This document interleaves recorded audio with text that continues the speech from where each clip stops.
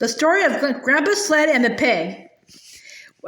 When your grandpa was a boy, Laura, Sunday did not begin on Sunday morning as it does now. It began at sundown on Saturday night. Then everyone stopped every kind of work or play. Supper was solemn. After supper, Grandpa's father read aloud a chapter of the Bible while everyone sat straight and still in his chair. Then they all knelt down, and their father said a long prayer. When he said, Amen, they got up from their knees and each took a candle and went to bed. They must go straight to bed with no playing, laughing, or even talking. Sunday morning, they ate a cold breakfast because nothing could be cooked on Sunday. Then they all dressed in their best clothes and walked to church. They walked because hitching up the horses was work, and no work could be done on Sunday. They must walk slowly and solemnly, looking straight ahead. They must not joke or laugh or even smile. Grandpa and his two brothers walked ahead, and their father and mother walked behind them. In church, Grandpa and his brothers must sit perfectly still for 2 long hours and listen to the sermon. They dared not fidget on the hard bench. They dared not swing their feet. They dared not turn their heads to look at the windows or the walls or the ceiling of the church. They must sit perfectly motionless and never for one instant take their eyes from the preacher. When church was over, they walked slowly home. They might talk on the way, but they must not talk loudly, and they must never laugh or smile. At home, they ate a cold dinner which had been cooked the day before. Then all the long afternoon, they must sit in a row on the bench and study their catechism until at last the sun went down and Sunday was over. Now Grandpa's home was about halfway down the side of a steep hill. The road went from the top of the hill to the bottom, right past the front door, and in winter, it was the best place for sliding downhill that you can possibly imagine. One week, Grandpa and his 2 brothers, James and George, were making a new sled. They worked at it every minute of their playtime. It was the best sled they had ever made, and it was so long that all 3 of them could sit on it, one beside the other. They planned to finish it in time to slide downhill Saturday afternoon. For every Saturday afternoon, they had 2 or 3 hours to play. But that week, their father was cutting down trees in the big woods. He was working hard, and he kept the boys working with him. They did all the morning chores by lantern light and were hard at work in the woods when the sun came up. They worked till dark, and then there were the chores to do, and after supper, they had to go to bed so they could get up early in the morning. They had no time to work on the sled until Saturday afternoon. Then they worked at it just as fast as they could, but they didn't get it finished till just as the sun went down Saturday night. After the sun went down, they could not slide downhill, not even once. That would be breaking the Sabbath. So they put the sled in the shed behind the house to wait until Sunday was over. All the 2 long hours in church next day, while they kept their feet still and their eyes on the preacher, they were thinking about the sled. At home, while they ate dinner, they couldn't think of anything else. After dinner, their father sat down to read the Bible, and Grandpa and James and George sat as still as mice on their bench with their catechism. But they were thinking about the sled. The sun shone brightly, and the snow was smooth and glittering on the road. They could see it through the window. It was a perfect day for sliding downhill. They looked at their catechism, and they thought about the new sled, and the seamless study would never end.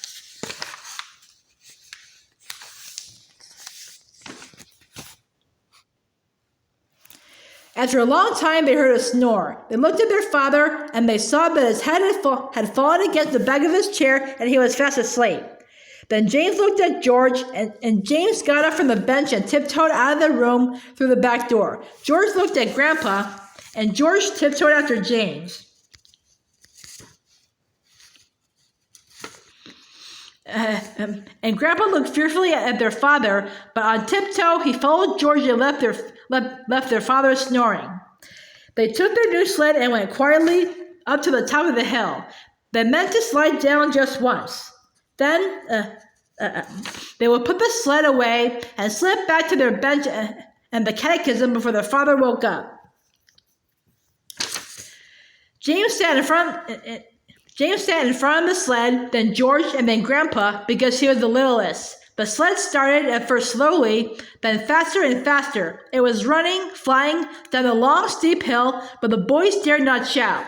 They must slide silently past the house without waking their father. There was no sound except the little whir of the runners on the snow and the wind rushing past. Then, just as the sled was swooping toward the house, a big black pig stepped out of the woods. He walked into the middle of the road and stood there. The sled was going so fast it couldn't be stopped. There wasn't time to turn it. The sled went right under the hog and picked him up. With a squeal, he sat down on James, and he kept on squealing, long and loud and shrill.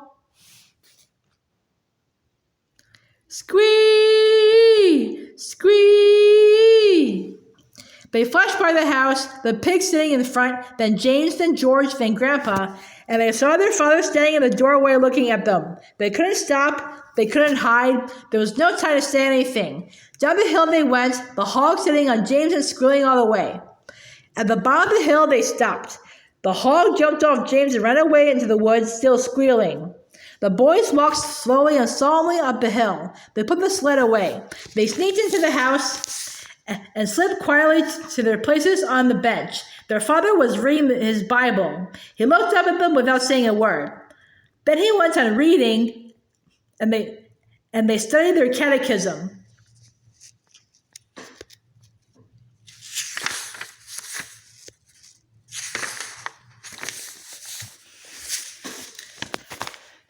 But when the sun went down and the Sabbath day was over, their father took them out to the woodshed and tanned their jackets, first James, then George, then Grandpa.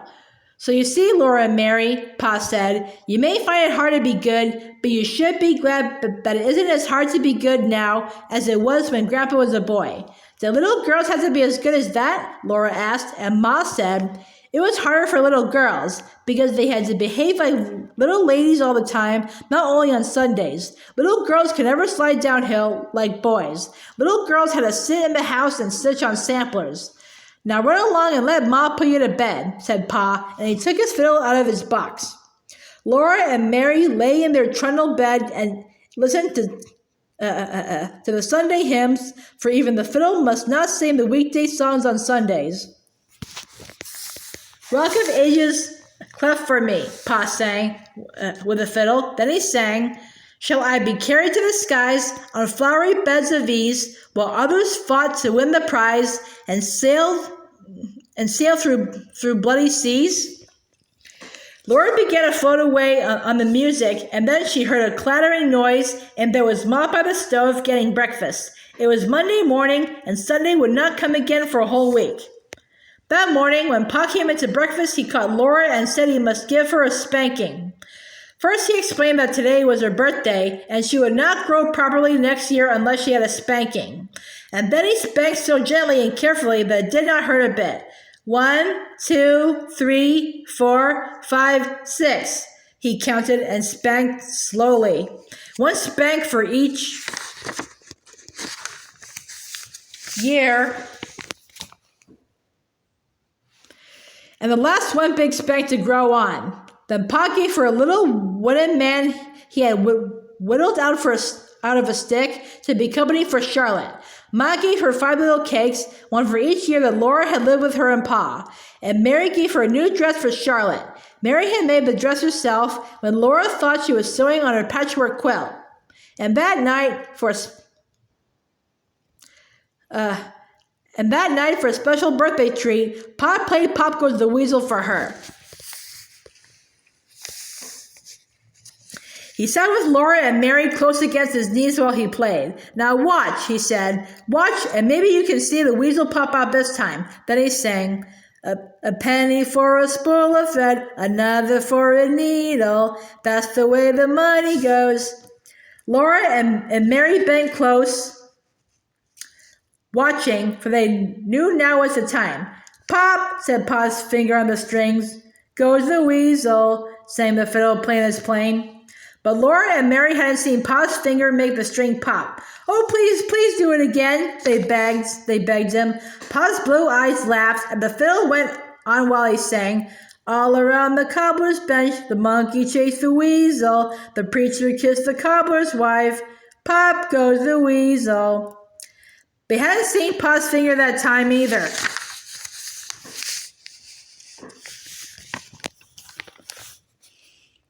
He was so quick they could never catch him.